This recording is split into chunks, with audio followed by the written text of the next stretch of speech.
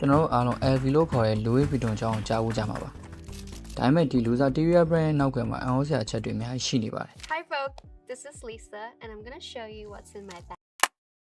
LV လို့ပြောလိုက်ရင်ဒီ logo design နဲ့ LV ဘတ်တွေရဲ့ pattern တွေအားလုံးပဲရင်းနှီးကြမှာပါ။ဒီ pattern တွေကပြင်သစ်ပြင် Louis Vuitton ရဲ့ nano design တွေကနေစခဲ့တာပါ။ဒါကို1896ခုနှစ်က designer George Vuitton ကနေပြီးတော့ဖန်တီးခဲ့တာပါ။စိတ်ဝင်စားဖို့ကောင်းတာက LV8 တွေထုတ်ဖို့မစခင်မှာခီးဆောင်တက်တာတွေနဲ့စတင်ခဲ့တာပါ1854ခုနှစ်က Paris မှာပထမဆုံးဆိုင်အောင်ဖွင့်ခဲ့တဲ့ Louis Vuitton က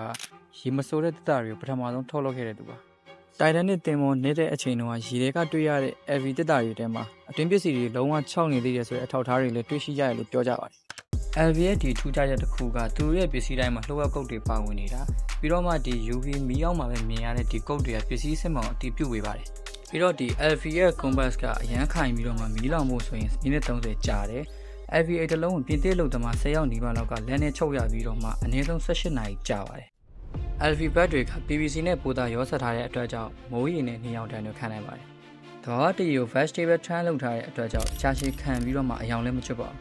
။ဒါတွေပဲလားဆိုတော့မဟုတ်ပါဘူး။ရှည်ဆုပ်ခံနိုင်တာအဖုခံနိုင်တာပုံပဲမှုဆက်သက်မှုစားရတဲ့ဟာတွေကိုအောင်မြင်မှသာရောင်းချခွင့်ပြုပါတယ်။ပြီးတော့ဒီ LV8 တွေကနှစ်တရာနီးပါးခံနိုင်ရှိပြီးတော့မှ fashion မဟုတ်တဲ့အနုပညာလက်ရာတွေပါ။ LV8 တွေကအာကာသထိရောက်မှုတဲ့ဆိုခင်ဗျားတို့ယုံကြမှာ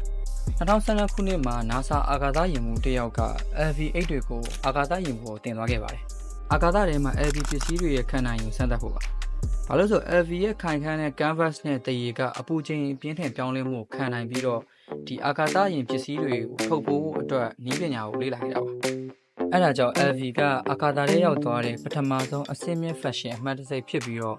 LV8 တွေကကျွန်တော်တို့ကမ္ဘာပေါ်မှာမဟုတ်ဘဲနဲ့အာကာသထဲထိပါရောက်ရှိခဲ့တဲ့တခုတည်းသော luxury brand ပါကမ္ဘာအကြီးဆုံး LV စတိုးဆိုင်က Paris မှာမဟုတ်ပါဘူး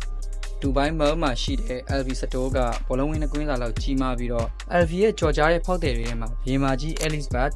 BDS တို့ပါဝင်ပါတယ်